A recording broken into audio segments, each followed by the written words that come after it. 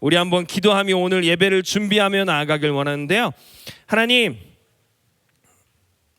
예수님께서 그날에 다시 오실 그날을 기대하면서 우리에게 분명히 약속하신 주의 말씀을 의지하며 붙들며 나아가오니 하나님, 우리 안에 그 이유 하나만 가지고도 기쁨이 흘러넘칠 수 있도록 인도하여 주시옵소서.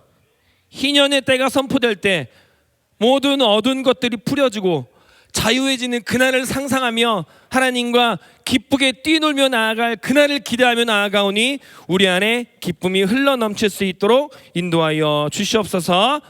우리 악기는 없지만 우리 믿음으로 목소리를 높여 주님께 기도하며 나아갑시다. 기도하겠습니다.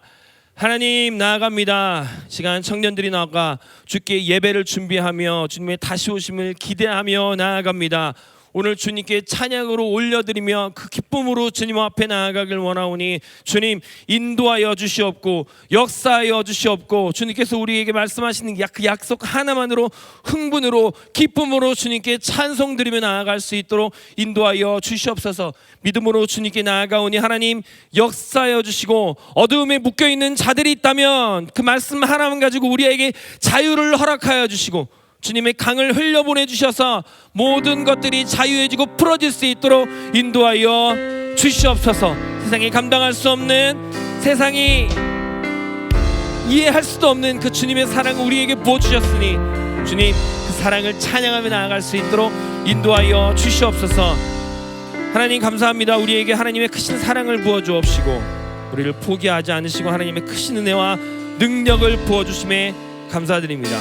다시 오실 예수님을, 하나님을 기억하면서 우리에게 분명히 말씀하신 그 말씀을 의지하며 나아가오니 어린아이가 그 아빠의 말 한마디만으로도 기뻐함으로 나아간 것과 같이 우리도 주님의 말씀 다시 오시겠다는 그때의 말씀을 의지하며 나아가오니 하나님 함께하여 주시고 인도하여 주시옵소서. 이 모든 찬양을 주님께 올려드리오며 사랑이 많으신 예수님의 이름으로 기도합니다. 아멘. 우리 그 자리에 한번 밀어넣어봅시다. 밀어봅시다.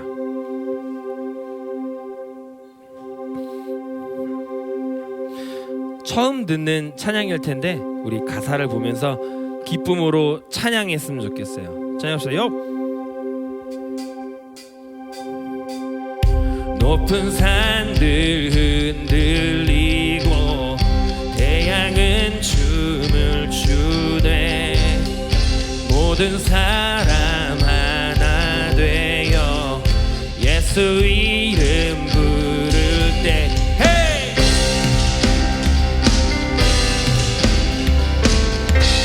사람들의 함성소리,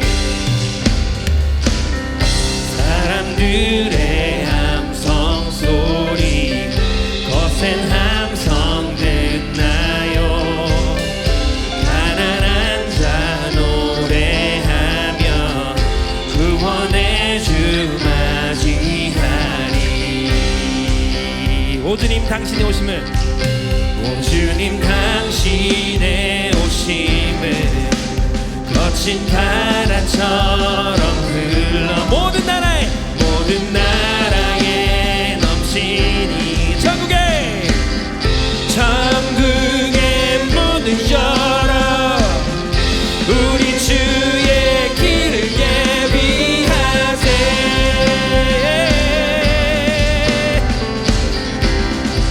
찬양합시다. 벽을 넘어서 벽을 넘어서 못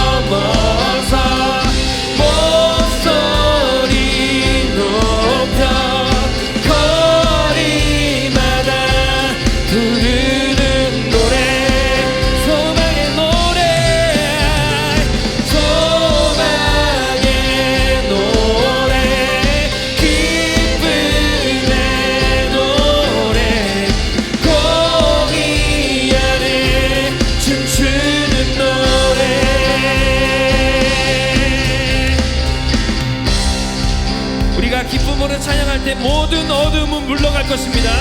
믿음으로 3절로 찬양합시다. 어둠은 물러가네. 어둠은 물러가. 믿음으로 고백합시다. 성도들 찬양할 때 아멘. 그 찬양이 강같이 넘쳐 죄악의 주 한 번 더 고백합시다. 깨되리. 어둠은 물러가네.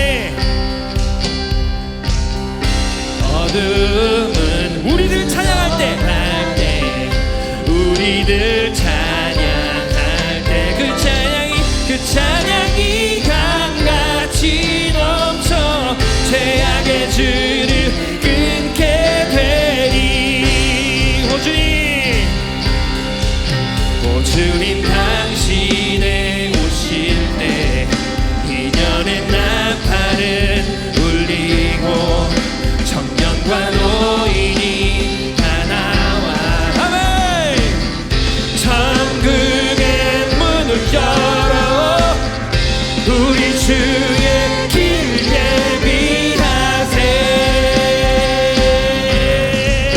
예비하세. 기쁨으로 찬양합니다. 벽을 넘어서 벽을 넘어서 목소리 높여 거리마다 부르는 노래 소망의 노래 소망의 노래 기쁨의 노래 거기 한 번 더 춤추는 노래 벽을 넘어서 벽을 넘어서 목소리 높여 거리마다 춤추는 노래 소망의 노래 소망의 노래 기쁨의 노래 우리 다시 오신 예수님께 영광의 박수를 들으며 나아갑시다. 아멘. 주님의 오심을 기다립니다.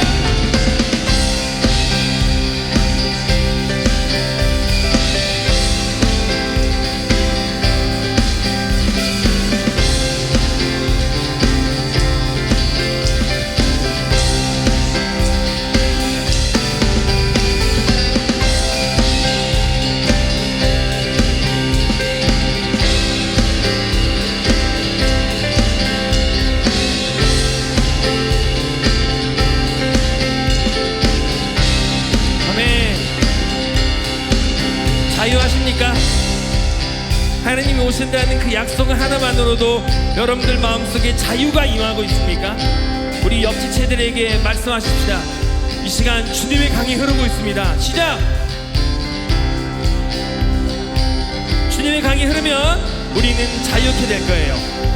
우리가 같이 조금 믿음으로 고백했으면 하는 그런 고백들이 있는데 하기 전에 우리가 좀 박수를 쳐야 되거든요. 우리가 지금 좀 흥을 돋구기 1, 2, 3, 4 짝짝짝 짝짝짝짝짝짝짝짝짝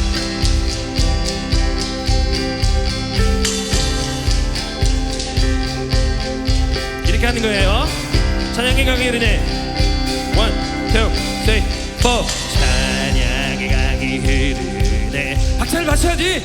찬양의 강이 흐르네. 찬양의 강이 흐르네. 오늘 이곳에 찬양의 강이 흐르네. 찬양의 강이 흐르네. 찬양의 강이 흐르네. 되게 잘하네. 찬양의 강이 흐르네. 오늘 이곳에 어렵지 않죠? 찬양의 강이 흐르네. 찬양의 강이 흐르네. 우리에게 자유가 임합니다. 찬양의 강이 흐르네. 오늘 이곳에 찬양의 강이 흐르네.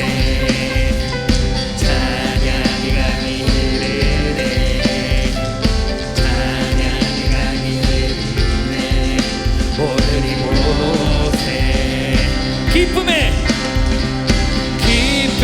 강이 흐르네 기쁨의 강이 흐르네 우리에게 기쁨의 강이 흐르네 오늘 한 번 더 기쁨의 강이 흐르네 기쁨의 강이 흐르네 오 기쁨의 강이 흐르네 기쁨의 강이 흐르네 오늘 이곳에 생명의 강이 흐르네 생명의 강이 흐르네 생명의 강이 흐르네 오 생명의 강이 흐르네 마지막으로 한 번 더 고백합시다 오늘 이곳에 생명의 강이 흐르네 생명의 강이 흐르네 오늘 이곳에 강이 흐르네 오 생명의 강이 흐르네 오늘 이곳에 벽을 넘어서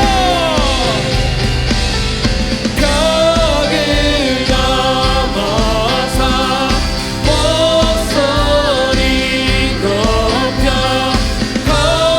거리마다 부르는 노래 소망의 노래 소망의 노래 기쁨의 노래 공이 한 번 더 춤추는 노래 벽을 넘어서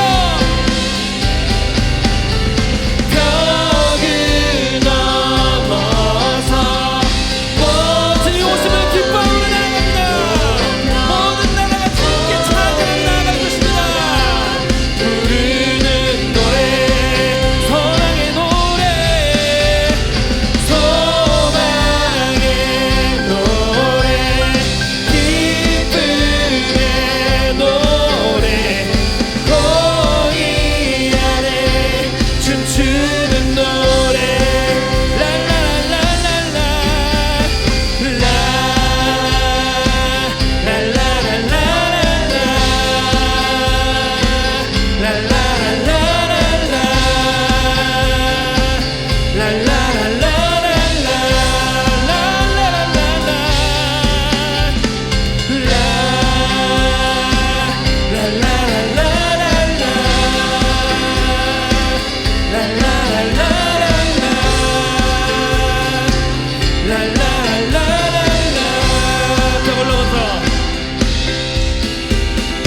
벽을 넘어서 목소리 높여 거리마다 부르는 노래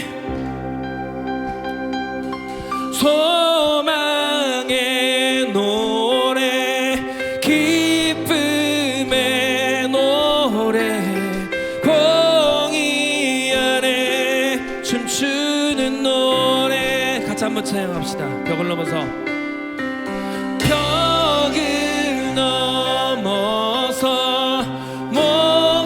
목소리 높여 거리마다 부르는 노래 소망의 노래 기쁨의 노래 공의 안에 춤추는 노래 다시 오실 예수님께 우리 기뻐함으로 영광의 박수 올려드리며 나아갑시다 아멘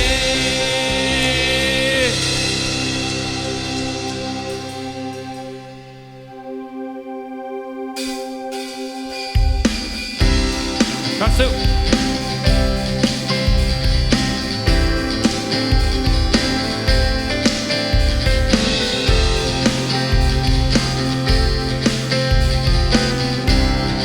많은 분들은 믿음으로 고백하며 나아갑시다 우리가 꿈꾸는 나라 네.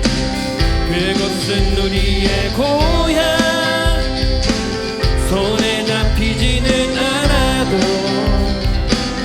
믿음으로 그곳을 보내 그곳은 실존하기에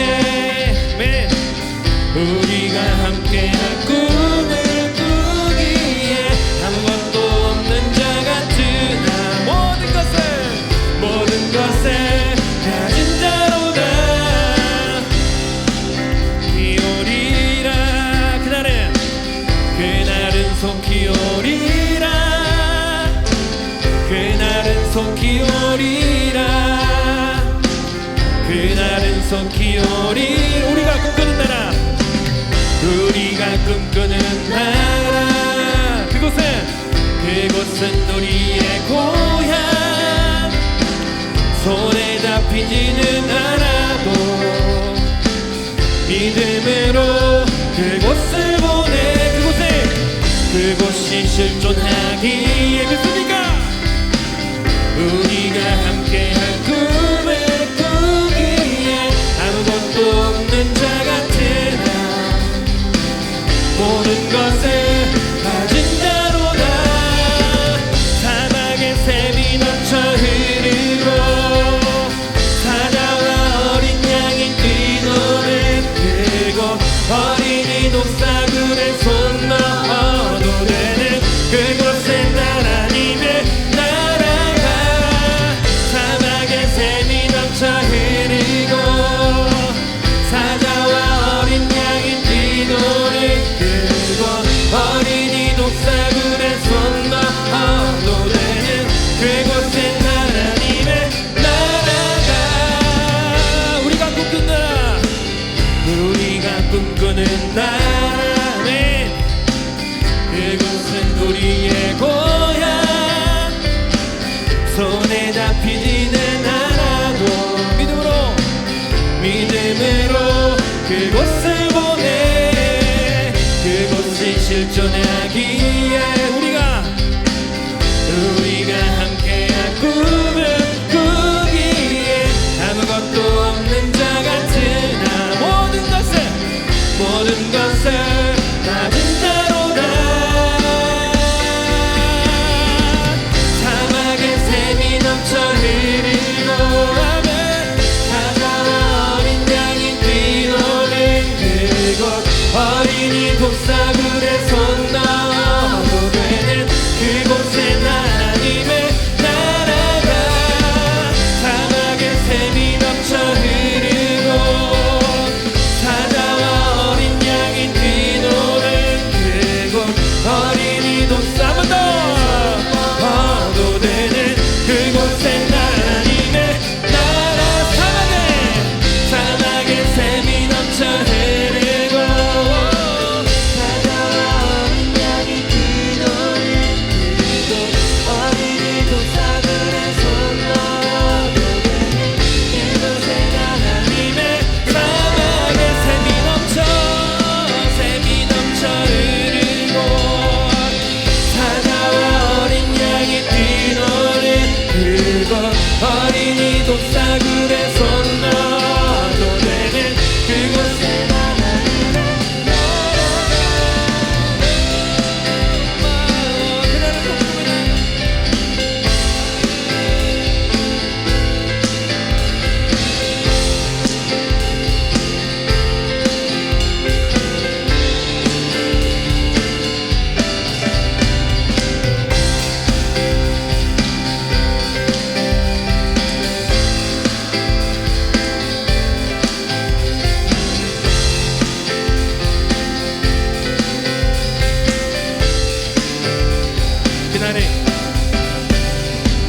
그날은 속히 오리라 그날은 속히 오리라 그날은 속히 오리라 그날은 속히 오리라 그날은 속히 오리라 그날은 속히 오리라 그날은 속히 오리라 한 번 더 그날은 속히 오리라 그날은 속히 오리라 그날은 속히 오리라 그날은 속히 오리라 마지막으로 한 번 더 보여 나갑시다 그날은 속히 오리라 그날은 속히 오리라 그날은 속히 오리라 그날은 속히 오리라 우리 큰 목소리를 찬양합시다 사막의 샘이 넘쳐 흐르고 사자와 어린 양이 뛰노는 그곳 어린이 독사굴에 손 넣어도 되는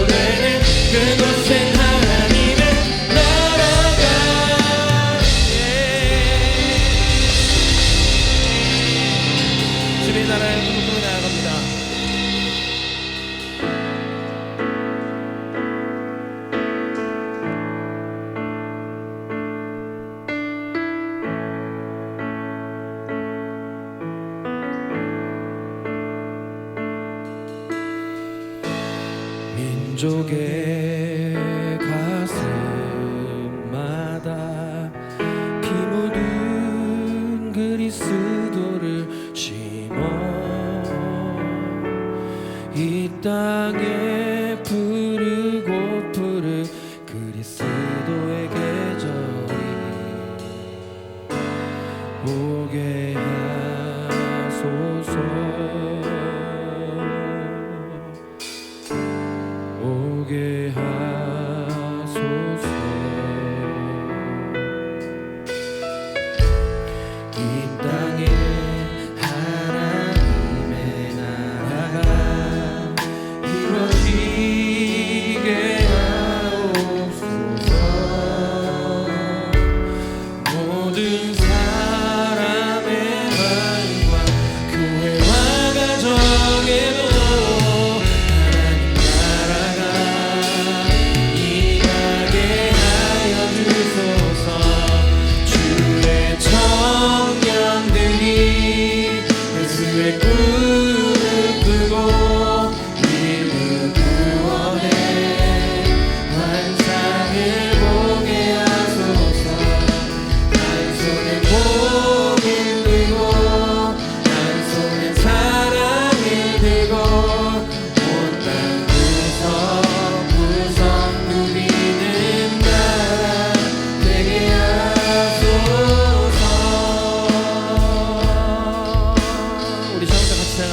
민족의 가슴마다 민족의 가슴마다 피 묻은 그리스도를 심어 이 땅에 부르고 부른 그리스도의 계절이 보게 하소서.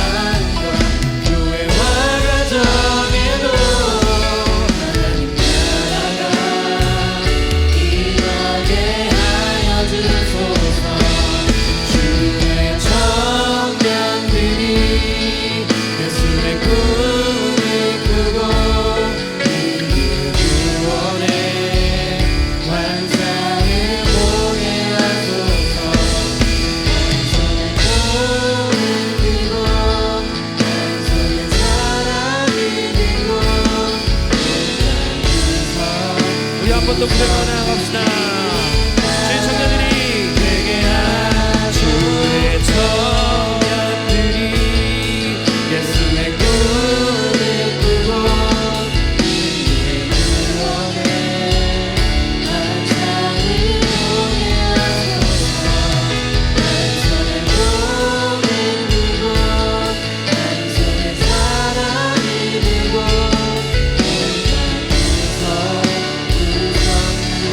우리 처음부터 같이 찬양할 때는 두루두루 감고 고백하며 나아갔으면 좋겠습니다.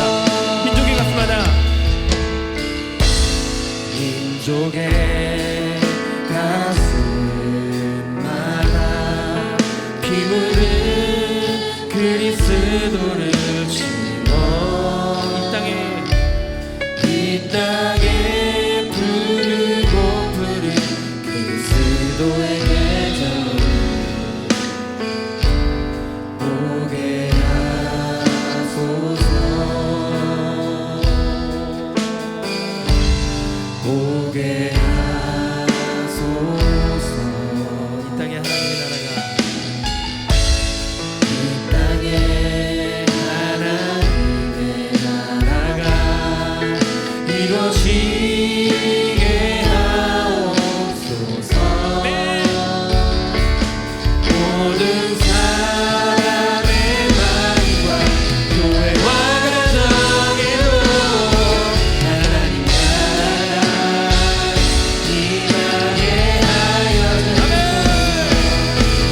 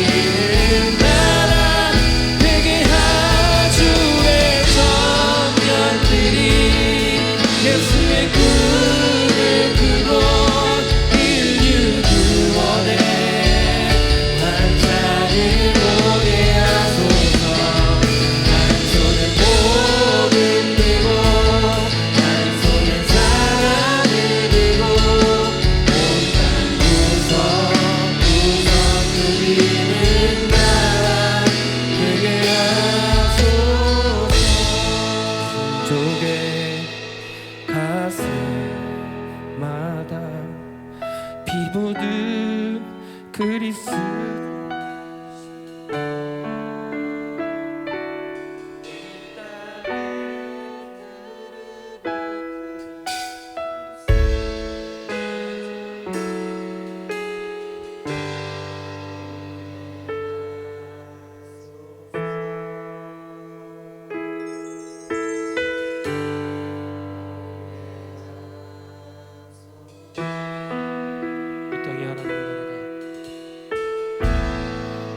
땅에 하나님의 나라가 이루어지게 하옵소서. 모든 사람의 마음과 교회와 가정에도 하나님 나라가 임하게 하여 주소서. 하나님, 우리가 험난한 세상을 살아가면서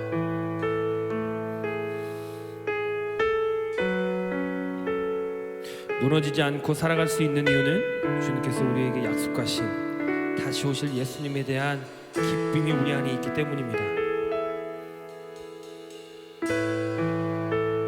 주님이 다시 오시는 그날 모든 청년들과 모든 노인들과 모든 처녀들이 하나님 앞에 나와 기쁨으로 찬송할 수 있도록 인도하여 주시옵소서. 하나님의 나라와 하나님의 영광이 모든 열방 곳곳에 퍼져나가 기쁨으로 승리의 찬송을 불려지길 원하오니 하나님 인도하여 주시옵소서. 우리 간절히 한번 고백함으로 하나님께 아뢰며 나아갑시다. 기도하시겠습니다. 하나님,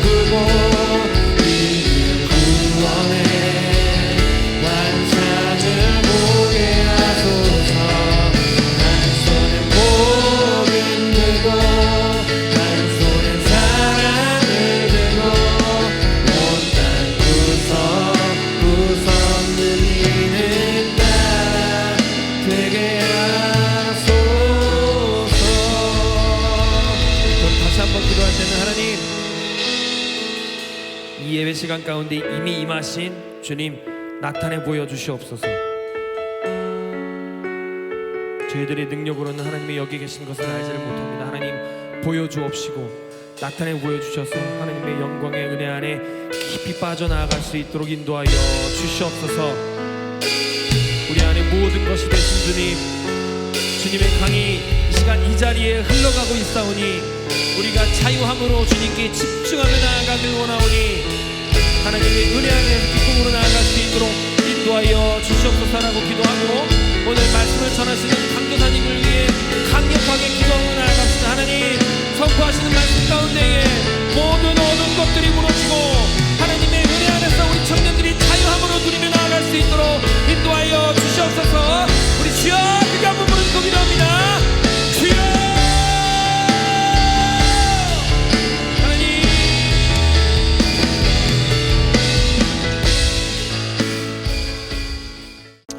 함께 보실 말씀 마태복음 28장 18절로 20절까지 하나님의 말씀입니다.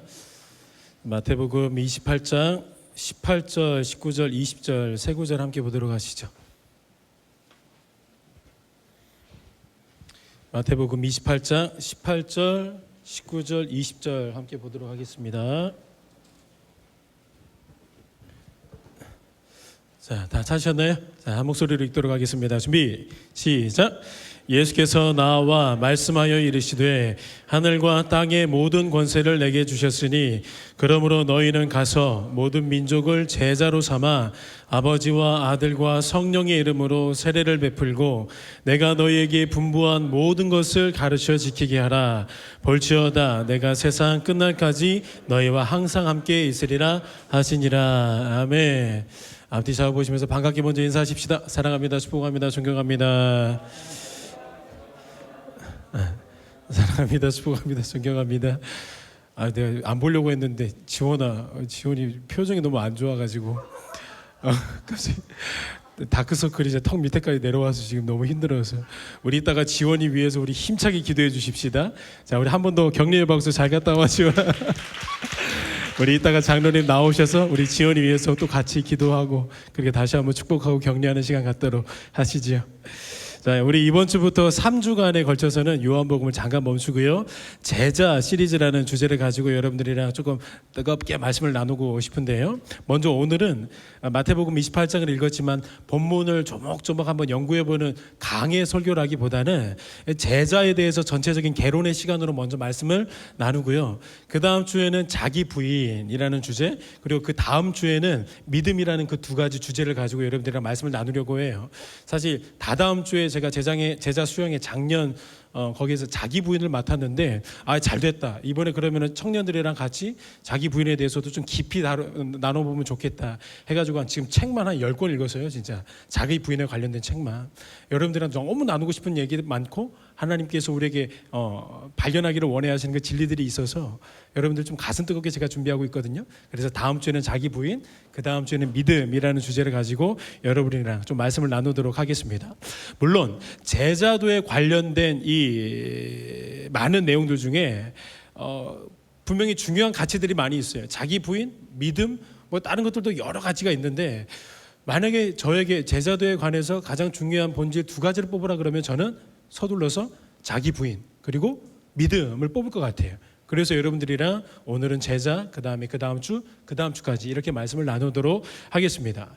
자, 제가 굉장히 영향을 꽤 많이 받았던 A.W. 토저라는 신학자가 있는데요.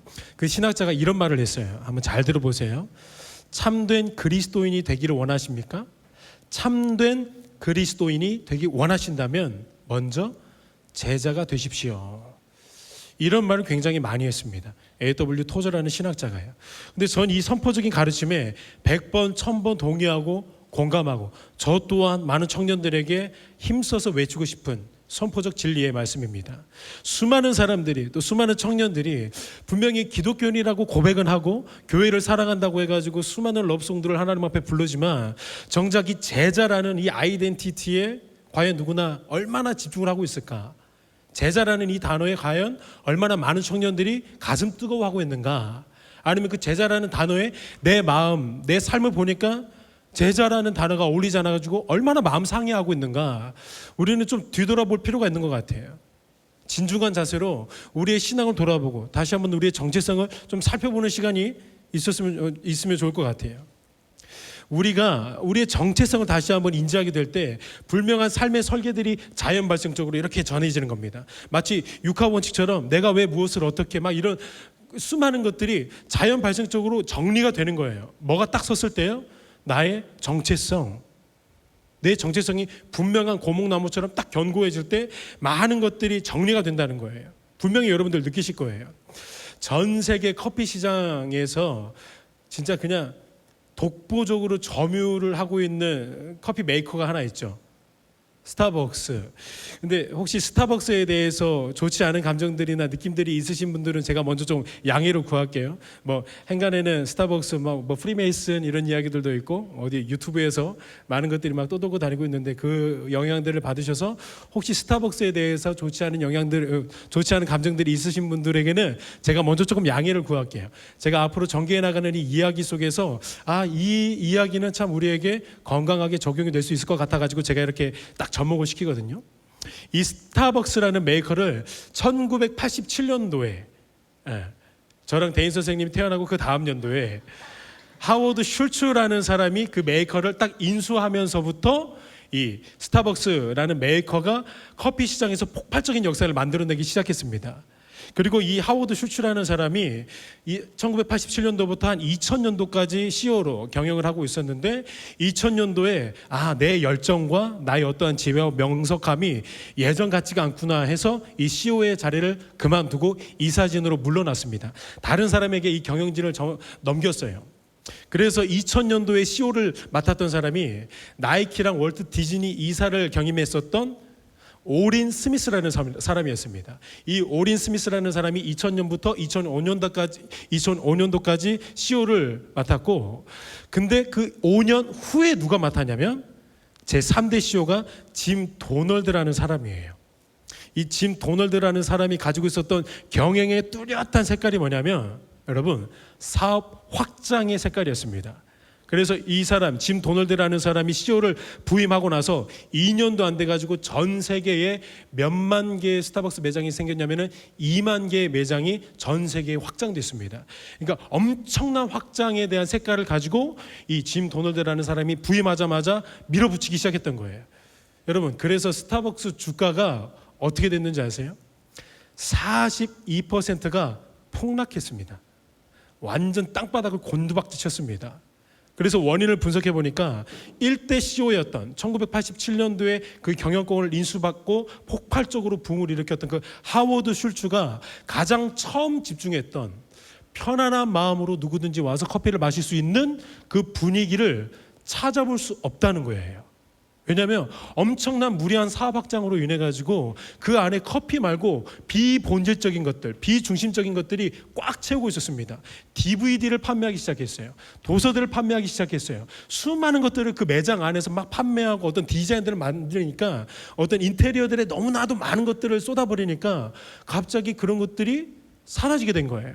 제일 처음에 생각했던 그 첫 번째 본질, 결국에는 2008년도에 무리한 그 사업 확장에 대한 책임으로 짐 도널드라는 사람이 CEO 자리에서 물러납니다. 그리고 그 위기 속에서 누가 CEO를 맡게 되냐면 1대 CEO였던 하워드 슐츠라는 사람이 다시 복귀를 해요. 그래서 그가 복귀하면서 하나의 방향을 뚜렷하게 설정해 놓고 사업을 시작합니다. 그 뚜렷하게 설정해 놓은 하나의 문장이 뭐냐면 초심으로의 회귀라는 단어를 가지고 사업을 시작합니다. 다시 처음처럼 우리가 편안한 커피로 돌아가자는 아젠다를 가지고 와요. 그래서 그가 복귀하자마자 하워드 슐츠라는 사람이 복귀하자마자 불필요한 모든 잡다한 것들을 다 과감하게 정리를 해버렸습니다. 그리고 그 커피의 맛을 다시 회복하기 위해서 전 세계의 커피 스타벅스 매장들을 일순간 다 닫았습니다. 이게 며칠이었는지는 모르겠어요. 그 책이 온워드라는 책인데 그 책에서 보니까 한 하루 정도를 전 세계 매장의 문을 다 닫고 온라인으로 이 사람이 직접 커피 맛에 대해서 중심을 다시 한번 강의를 했습니다. 근데 일각에서는 사장님 이거 한번 문 닫으면 하루 문 닫으면은 천문학적인 피해가 따릅니다. 근데 그 하워드 슐츠라는 사람이 괜찮다. 그러면서까지 그냥 아랑곳하지 않고 다 문 닫고 어디에 집중했냐면 커피 맛, 그다음에 스타벅스의 본연의 생각, 본연의 아젠다를 지키기 위해서 모든 것들을 다 투자했다는 거예요. 그리고 지금의 스타벅스가 견고하게 자리 잡게 된 거예요. 여러분 저는요 이 이야기를 딱 들으면서 오늘날을 살고 있는 우리 그리스도인들에게도 여러 부분 건강하게 적용이 될 수 있을 것 같다라는 생각을 좀 많이 해봤어요. 진짜 되게 억지스럽지만 상황을 한번 이렇게 가정해 보면 어떨까요? 만약에 예수님이 육신으로 지금 우리 한국교회 목회를 보면서 너무 답답해 하신 나머지 우리 한국 땅에 다시 내려오셔서 직접 목양을 하시면 어떨까요? 억지스러운 걸 알아요.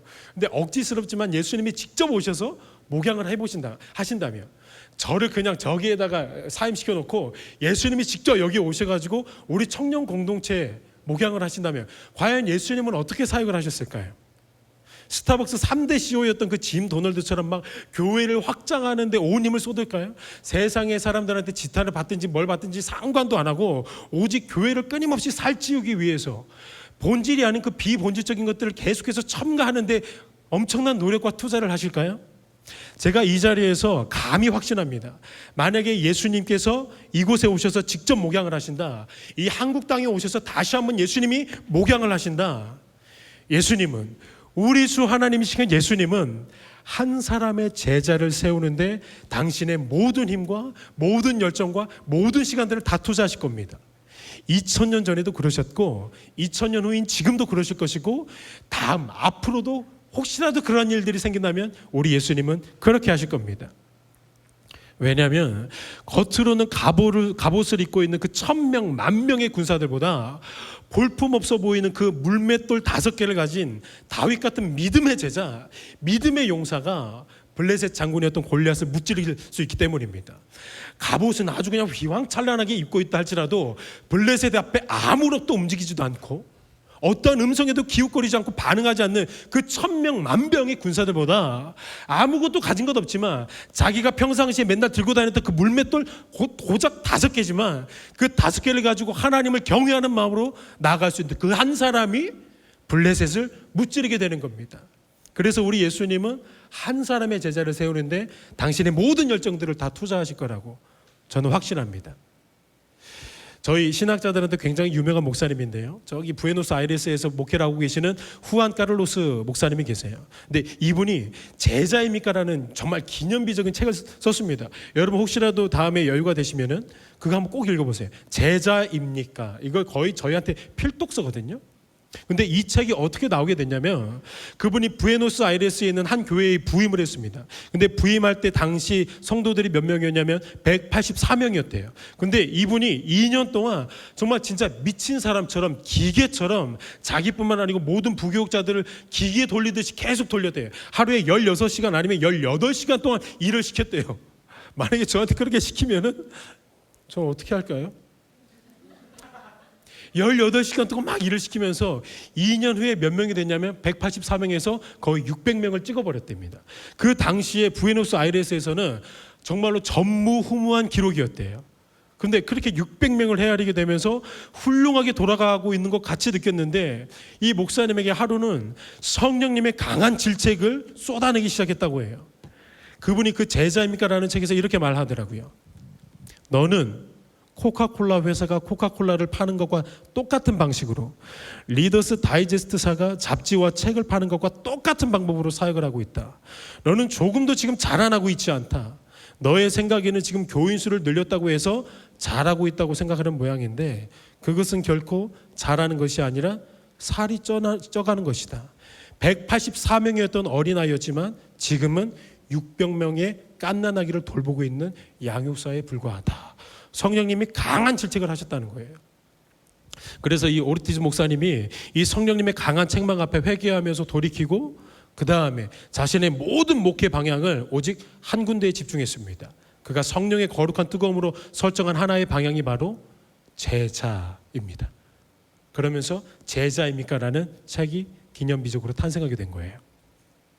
21세기 한국의 문화를 살고 있는 우리에게 제자는 스승의 가르침을 받은 사람들을 일컫죠.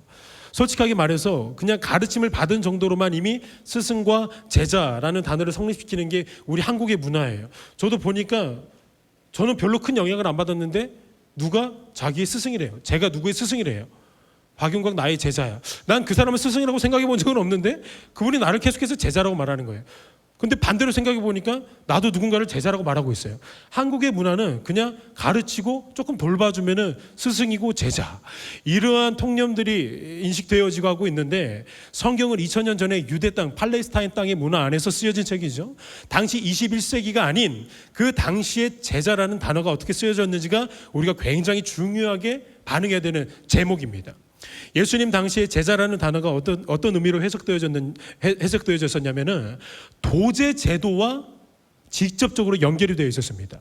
여러분, 도제 제도가 뭐냐면 후계자를 양성하는 제도를 말하는데, 전수하는 사람이 후계자를 자신과 똑같이 찍어내는 거예요. 자신이 가지고 있었던 모든 능력과 지식과 하여튼 잡다한 것들까지 후계자에게 그대로 물려주는 거예요. 그래서 이 스승과 제자를 보면 거의 판박이 되는 거예요. 이걸 도제 제도라고 말합니다. 예수님 당시에 이 도제 제도를 어떤 식으로 행했냐면, 스승과 제자가 함께 지냅니다. 함께 지내고 함께 먹고 함께 살면서 직접 이 스승이 몸소 보여준다는 거예요. 자기가 직접 실천하면서 그 제자들을 따라다니겠다는 거예요. 이게 도제 제도예요. 팔레스타인 땅에서 흔하게 부흥하고 있었던. 여러분, 흔히 한국 사회에서 가게에 흐르는 저주라는 주제에 대해서 많은 논란들이 있었습니다. 가게에 흐르는 저주, 집가자를 써서요. 부모의 죄나 조상의 죄가 자식들에게 그대로 물려져 가지고 그 자식들이 저주가 이어진다. 그래서 그 사람들이 말하고 있는 주장이 뭐냐면은 저주를 끊어내야 된다는 거예요. 그래서 어떤 책에서는 가게에 흐르는 저주를 끊어내는 기도 방법, 이런 방법론으로 접근하는 것들도 제가 봤어요. 실제로 많이 만났어요. 그거 가게 흐르는 저주 때문에 그래. 그거 어디 목사님한테 가가지고 기도 받아봐야 돼. 영안이 있는 사람, 영성이 뛰어난 사람 가가지고 상담 받아봐. 그거 지금 흐르고 있는 가게에 저주가 있을 거야. 그래서 한국 문화 속에서 이 가게에 흐르는 저주에 대해서 굉장히 많은 논란들이 있었습니다. 여러분, 여러분들의 생각은 어떠세요? 내 조상의 죄, 또 내 부모의 죄가 나에게 저주가 되어서 나도 똑같이 그 죄의 저주를 받는다고 여러분 여기세요? 조상의 죄, 얼굴도 보지 않았던 그 증조 할아버지, 증조 할머니가 굿했던 그 저주가 지금 나에게 죄악으로, 저주로 이렇게 적용이 되어진다고 여러분 혹시 생각하시나요? 큰 그림으로 한번 봐볼게요. 먼저 우리의 최초의 조상은 누구였나요? 아담과 하와였습니다. 근데 그 아담과 하와가 선악과를 따먹으면서 저주 아래에 놓이게 되었습니다. 그 아담과 하와의 씨에서 나온 모든 사람은 선악과로 인해서 모두가 다 저주 아래에 놓이게 됐어요. 예, 이런 측면으로는 가게에 흐르는 저주가 있다고 말할 수는 있어요. 가게가 아니죠. 그거는 아예 창세부터 그냥 선악과를 따먹는 그 순간부터 아예 민족적으로 열방 가운데 모든 사람에게 한 사람도 열애 없이 모든 사람이 어디 아래에 놓이게 되었나요? 저주 아래에, 심판 아래에 놓이게 되었어요. 이런 측면으로 보면은 가게에 흐르는 저주가 있다고 말할 수는 있어요. 하지만 한국에서 가게에 흐르는 저주에 대해서 말하는 걸 보니까 이런 측면은 아닌 것 같아요. 제가 보니까 이런 측면을 말하고 있는 것 같아요. 가까운 직계 부모의 어떤 특정한 저주가 나에게도 전해진다는 식의 저주. 그런 식의 저주는 여러분, 성경이 절대로 말하고 있는 저주가 아니에요. 그런 저주는요, 성경적으로 절대 없어요. 부모의 죄는 부모의 죄로 부모가 고통을 받아요. 내 죄는 내 죄로 내가 심판을 받아요. 내가 지옥 갔다 그래가지고 내 후손들이 지옥 가는 거 아니에요. 근데 10계명을 보면 이런 구절 때문에 우리가 혼선을 빚는 것 같습니다. 제2계명을 선포하시면서 하나님이 이런 말씀을 덧붙이십니다. 내 하나님 여호와는 질투하는 하나님인즉 나를 미워하는 자의 죄를 갚되 아버지로부터 아들에게로 3, 4대까지 이르게 하거니와 나를 사랑하고 내 계명을 지키는 자에게는 1000대까지 은혜를 베푸느니라. 이 말씀을 근거 구절로 삼아가지고 가게에 흐르는 저주를 피력하는 기독교 진영의 사람들이 있다는 거예요. 근데 여러분, 이 3, 4대까지 이른다는 이 말씀은 그 당시 가족 제도만 살짝 살펴보면 어떤 의미인지 금방 알아차릴 수 있어요. 당시 이스라엘 가족 사회는 3, 4대가 같이 살았어요. 단순해요. 핵가족이 아니었어요. 대가족 중에서도 대가족 사회를 이루었던 민족이 바로 이스라엘 민족이었습니다. 그래서 죄로 인해서 하나님이 징계를 하시죠. 어떤 아수르 민족을 통하여서 또 바벨론 민족을 통하여서 하나님이 이스라엘 백성들의 죄에 대해서 엄청난 파급력으로 혼내시고 징계하십니다. 그 영향으로 말미암아 그 사람들이 어디로 끌려가요? 아수르로 끌려갑니다. 바벨론으로 끌려갑니다. 그 파급력이 어떠했을까요? 어떻게 가정 쪽에서 가장만 끌고 갔을까요? 아니면은 이 3대 4대를 다 끌고 갔을까요? 3대 4대를 다 끌고 가는 거예요. 여러분, 그래서 그 3, 4대까지 흐르게 된다, 3, 4대까지 미친다라는 말은 그냥 그 가족 제도 나 혼자만 고통받는 게 아니고 민족 전체가 같이 고통을 받게 된다는 것을 말하고 싶은 거지, 막 내 죄가 그 후손들, 보이지도 않았던 그 후손들에게 전가되고 전수된다는 개념을 말하고 있는 것은 아니라는 겁니다. 여러분 꼭 기억하세요. 기독교에서 말하는 저주, 가게에 흐르는 저주는 없어요. 단순히 죄 아래 놓이는 저주 빼고는 어떤 조상이 나 구태가지고 어떻게 해가지고 귀신이 대물림되고 있네, 이런 흐르는 저주는 없다는 거예요. 근데 제가 왜 계속해서 이 부분을 말씀드리냐면, 가게에 흐르는 저주는 없지만 교육학적인 측면을 봤을 때는 저주 같아 보이는 게 있다는 거예요. 영적으로는 없어요. 근데 교육학적인 측면으로는 있다는 거예요. 아버지가 어머니를 막 때리는 모습을 어렸을 때부터 보고 자란 아이가 있습니다. 근데 그 아이가 어렸을 때 굳은 결심을 하죠. 나는 절대로 내 아내를 우리 아빠처럼 때리지 않겠다고. 이 아이가 자라면서 사랑하는 여자를 만나가지고 결혼을 했습니다. 살다 보니까 진짜로 별 희귀한 일들이 다 생겨요. 아내와의 그 사이가 조금씩 소원해지기 시작했어요. 감정이 막 격해지는 순간에 찾아왔어요. 자, 이 아이였던 사람, 이 사람은 아내를 때릴까요? 때리지 않을까요? 때립니다. 왜냐하면 그렇게 보고 자라왔기 때문이에요. 자신도 모르게 교육이 되어졌던 거예요. 여러분 맞아요. 가게에 흐르는 저주는 없어요. 하지만 교육적인 측면으로는 저주보다 더 끔찍한 일들이 발생되는 것이 오늘날의 문화고 오늘날의 현실이라는 겁니다.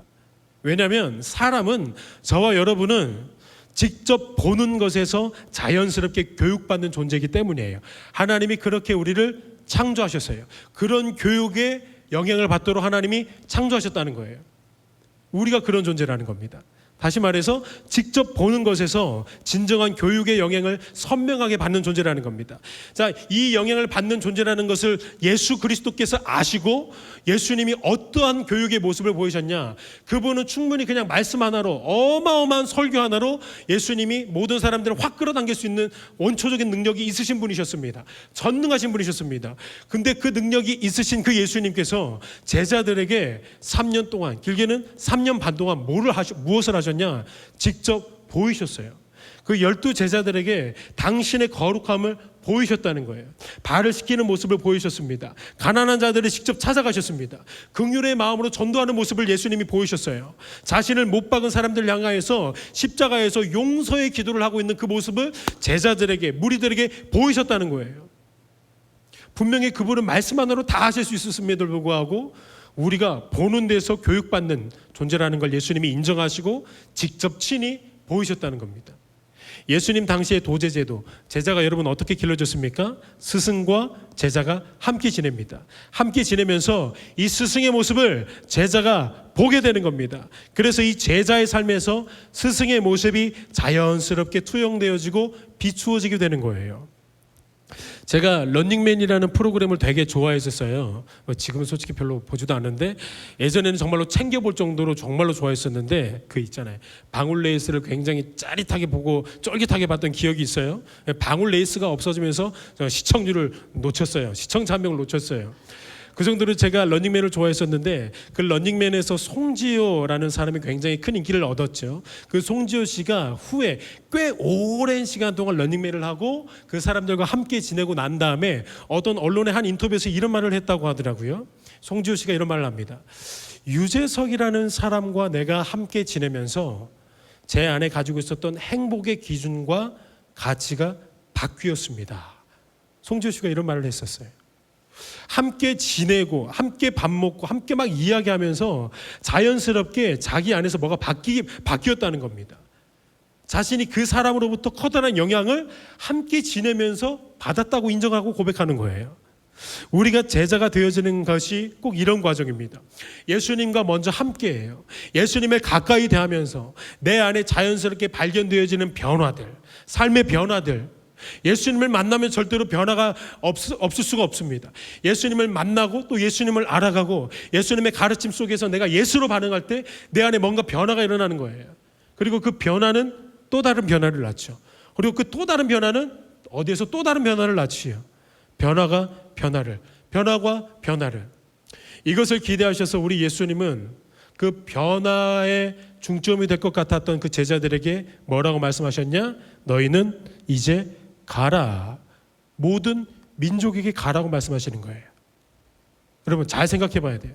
예수님은 이 땅에 성육신 하시자마자 공생이 시작하는 순간 제자들을 딱 소집해 놓고 마치 공장에서 찍어낸 상품처럼, 야 왔냐? 너 이제 가야 돼. 야 왔냐? 너는 이쪽으로 가. 너 왔어? 너 이쪽으로 가. 서둘러서 그렇게 막 보내지 않으셨어요. 예수님은 보내셔도 충분히 됐는데, 예수님은 3년 반 동안 제자들과 함께 지냈다는 거예요. 자신의 삶을 보이게 하셨다는 거예요. 자신의 가르침을 듣게 하셨다는 거예요. 그리고 그렇게 듣고 보고 배움을 받았던 그 제자들을 보내셨던 겁니다. 모든 민족을 제자로 삼으려면 먼저 제자가 가야 되겠죠. 제자를 삼으러 가는데 제자가 가지 않으면 어떻게 거기서 제자가 납니까?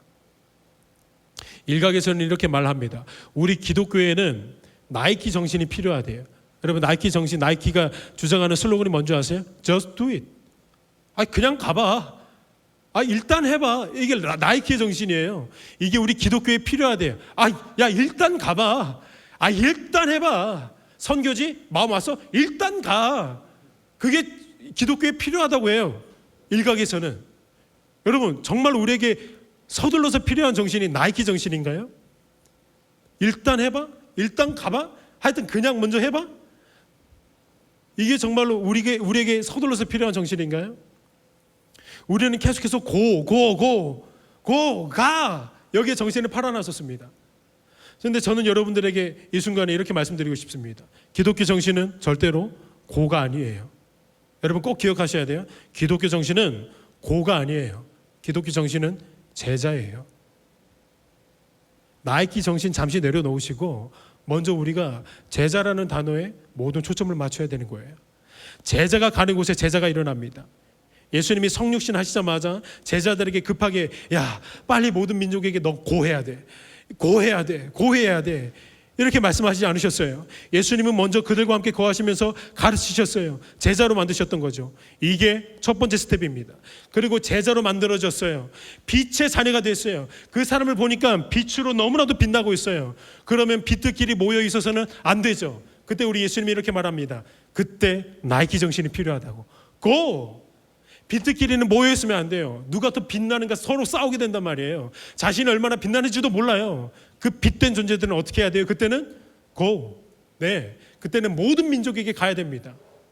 그 전에 뭐가 있어야 됩니까? 제자. 우리가 먼저 서둘러야 되는 정신, 기독교의 근본 아젠다가 바로 제자입니다. 우리 청년대학부가 다시 복음의 첫 시작점으로 돌아가는 것에 몸부림치기를 간절히 뜨겁게 원하고 있습니다. 그래서 제자가 되는 것, 진정으로 예수님을 닮아가고 그분의 말씀을 듣고 그 말씀대로 행하는 것, 그 말씀으로 따라가는 것, 예수님이 하셨던 그 모든 것들 우리가 그대로 행하는 것, 본받는 삶.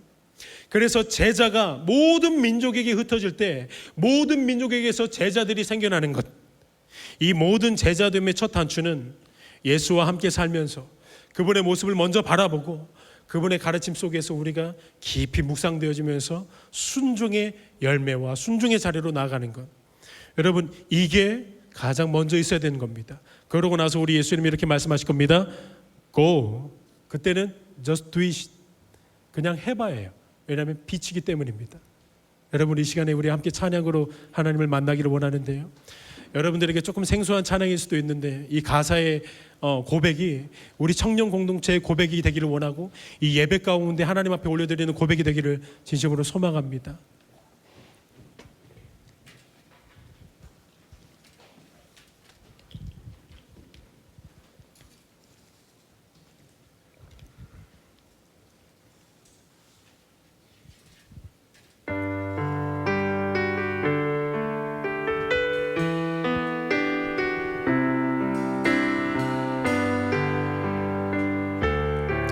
함께 찬양을 묵상하시면서 함께 찬양합니다. 오늘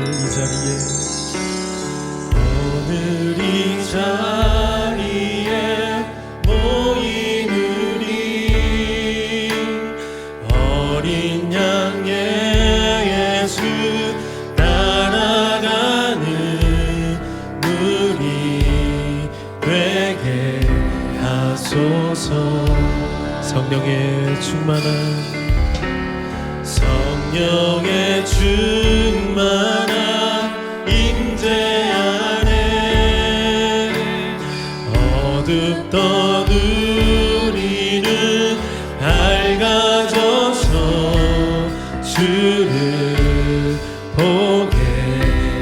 하소서. 우리 처음부터 다시 찬양합니다. 오늘 이 자리에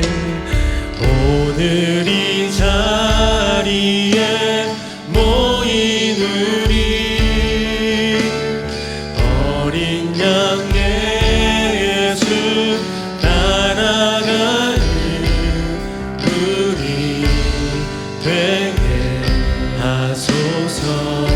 성령의 충만한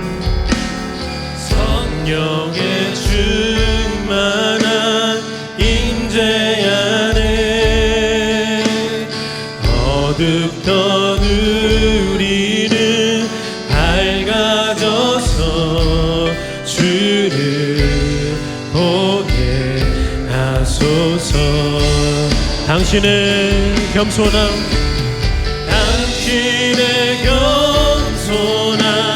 당신의 거룩함 당신의 정직함 우리에게 보이사 내 안에 교만한 내 안에 천박한 내 안에 거짓된 모두 벗어 당신의 겸손함 당신의 겸손함 당신의 거룩함 당신의 정직함 우리에게 보이사 내 안에 교만함 내 안에 천박함 내 안에 거짓된 모두 벗어 당신의 겸손한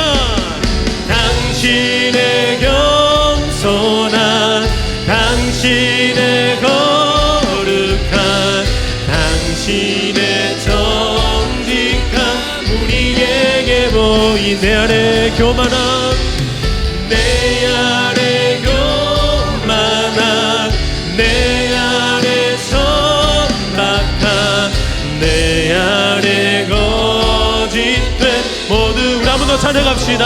당신의 겸손함 당신의 겸손함 당신의 거룩함 당신의 정직함 우리에게 보이사 내 안에 교만함 내 안에 천박함 내 안에 거짓된 우리 마지막으로 한 번 더 당신의 겸손함 당신의 겸손함 당신의 거룩함 당신의 정직함 우리에게 보이사 내 안에 교만함 내 안에 천박함 내 안에 거짓된 모두 벗어버리고 어린 양의 예수 따라가는 무리 되게 하소서. 어린 양 예수 따라가는 어린 양의 예수 따라가는 무리 되게 우리 한 번 더 찬양합시다. 어린 양 예수 따라가는 어린 양 예수 따라가는 무리 되게 하소서. 여러분 우리 시간에 기도하실 때에 이 찬양의 가사의 고백을 가지고 기도하며 나가기를 원합니다.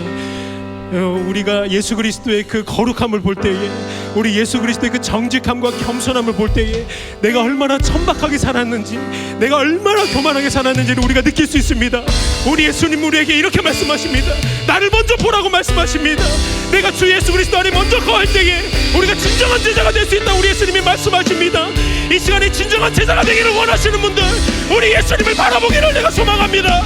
예수님을 바라볼 수 있는 눈을 열어달라고 우리 주여 한 번 부르시고 간절하게 주님 앞에 기도하며 나아갑니다. 주여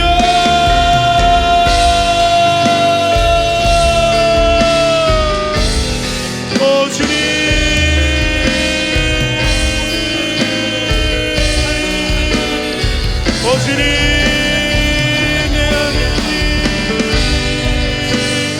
우리 안에 하나님 다시 한번 주 예수 그리스도를 보게 하여 주시옵소서.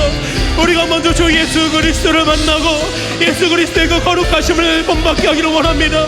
우리 아버지 하나님 같이 섰던 우리 모든 시선들과 우리 생각과 우리 모든 마음들이 우리 구주 예수 그리스도를 바라보고 우리 예수 그리스도를 진정으로 따라가고 아버지 하나님의 겸손함을 바라보며 나아갈 수 있는 우리 모든 성령지체 되어질 수 있도록 오 주님 역사하옵소서.